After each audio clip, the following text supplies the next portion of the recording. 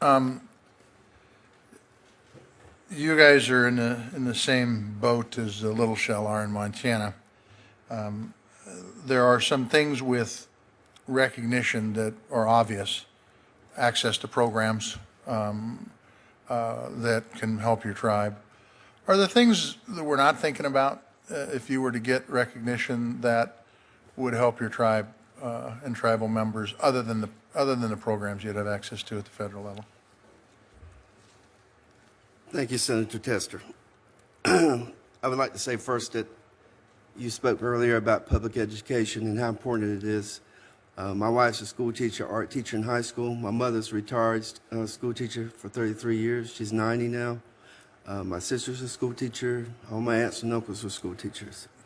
And that was the educational saving grace for our family and for many families because of our origin from 1888 for the Indian normal school. But for the Lumbee, we're a little bit fortunate in the line of questioning you're asking now because we have Lumbee Bank that's been in place since the early 70s. And it's entrepreneurs, Lumbee tribal entrepreneurs, started this bank in the early 70s, and they have a great lending relationship. And that's what my background comes from, is partnerships. You can turn the tribal council over. If you create true business partnerships, that's going to stand the test of time, no matter who's on the council or who's not. The Lumbee tribe has recently partnered with Campbell Soup to start a Lumbee tribal community garden at our culture center. And we partnered with Walmart for the first time that helped us with our powwow. So there's business partners out there that we've been fortunate to partner with on our own. But with full federal recognition, that would certainly leverage by many times over for the Lumbee tribe to be able to build on the relationships that we currently have. The Little Shell tribe is, I think, known as the homeless people and have been for a long time. And they've been in the acknowledgement process for 28 years. Well, between 1888 and 1956 was 68 years.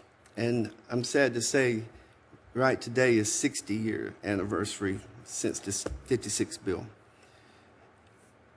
I guess what hurts a lot is you start talking about cultural self-esteem, where your membership doesn't feel like they have opposition. Other tribes oppose us to this recognition. And we used to say that it's about the money. It's about the money.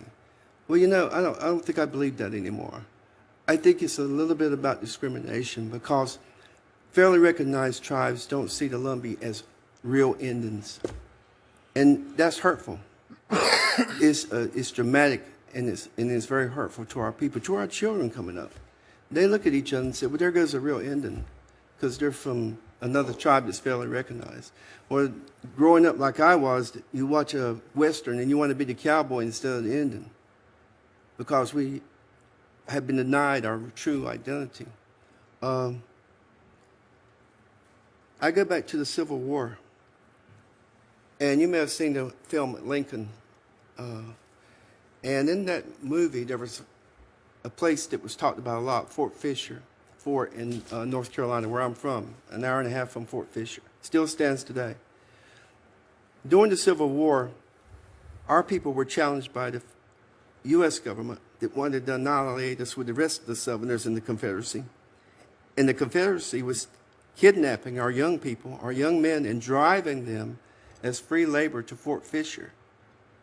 Malaria, getting shelled on, getting killed with the Confederate soldiers.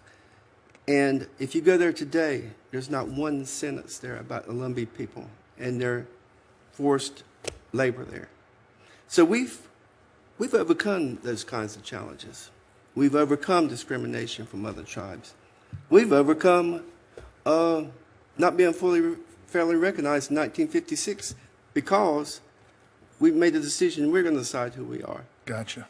All right. Thank you. Thank you all for testimony. Appreciate it very, very much. I've already used twice as much time than I was allocated, and I appreciate the chairman giving me that flexibility. Thank you. Thank you, Mr. Vice Chairman. Chairman Watchman, the